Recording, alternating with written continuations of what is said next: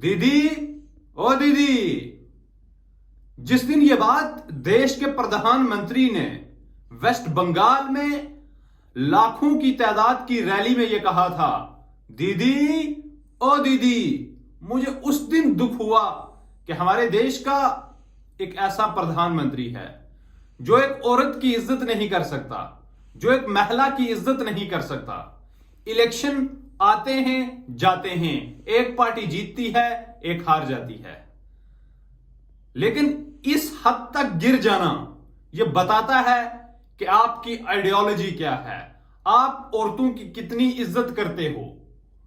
मैं सलाम पेश करता हूं वेस्ट बंगाल के लोगों को, क्योंकि इलेक्शन जीते जाते हैं लोगों की वजह से।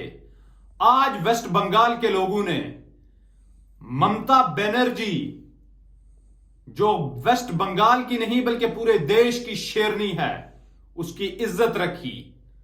जब देश का प्रधानमंत्री बंगाल में जाकर कह रहा था, दीदी, ओ दीदी, तो ये बेइज्जती पूरे वेस्ट बंगाल की थी, ये बेइज्जती पूरे देश की औरतों की थी, महिलाओं की थी, कि किस तरीके से देश का प्रधानमंत्री एक चीफ मिनिस्टर एक औरत को बुला रहा है, एक औरत के साथ बात कर रहा है।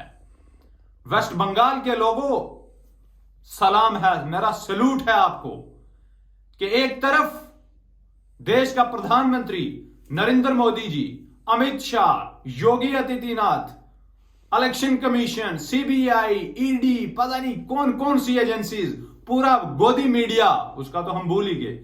मीडिया का अगर जिक्र ना आए बीजेपी की कैंपेन में तो हम सबसे बड़े बेवकूफ हैं।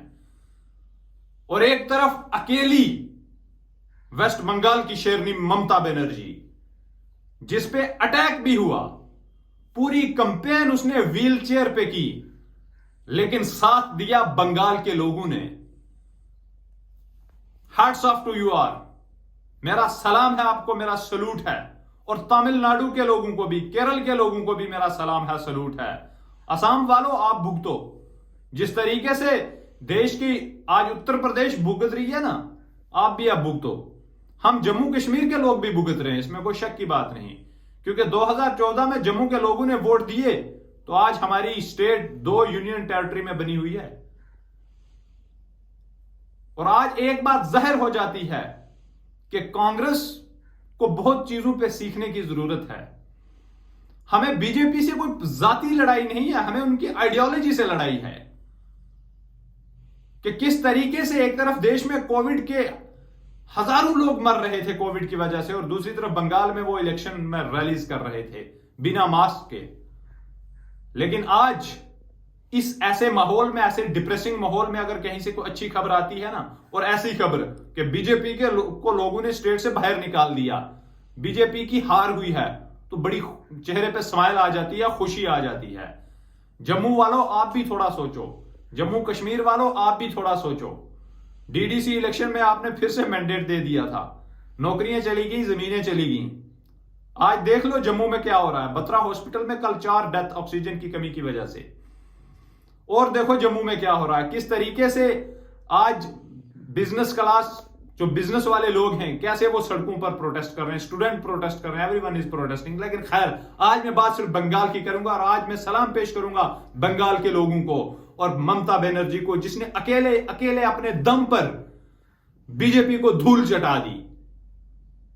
उसको डराया गया, धमकाया गया, उस पर अटैक किए गए, लेकिन वो अपनी विल के साथ, अपनी मजबूती के साथ बंगाल को, बीजेपी से उसने सेफ रखा। बंगाल आने वाले, ये तीसरी टर्म है ममता बनर्जी जी की as a Bengal chief minister, और मैं समझता हूं कि ममता बनर्जी आने वाले वक्त में पूरे देश में एक ऐसी लीडर उभर कर आई है।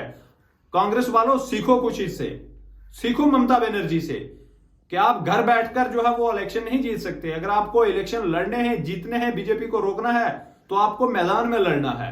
या हारो या जीतो, दैट्स अनदर केस, लेकिन आपको ग्राउंड पे लड़ना है, मैदान पे लड़ना है। सिर्फ परिवारवाद को मत जो है वो मौका दो। एक बार फिर से बंगाल के लोगों को मेरा सलाम, ममता दीदी को मेरा सलाम। मैंने इलेक्शन से पहले भी एक वीडियो डाला था, आपने उसकी भी इज्जत रखी, लाज रखी। बहुत बहुत शुक्रिया बंगाल वालों, ये आपने अपनी नस्लों को बचाया है, आपने अपनी बंगाल को बचाया है। आपने अपने ईमान का सौदा नहीं किया, आपने अपने नस्लों का सौदा नहीं किया जिस तरीके से बाकी हमारे जम्मू कश्मीर में लोगों ने किया है। Hats off to Bengal. Well done Mamata ji, thank you.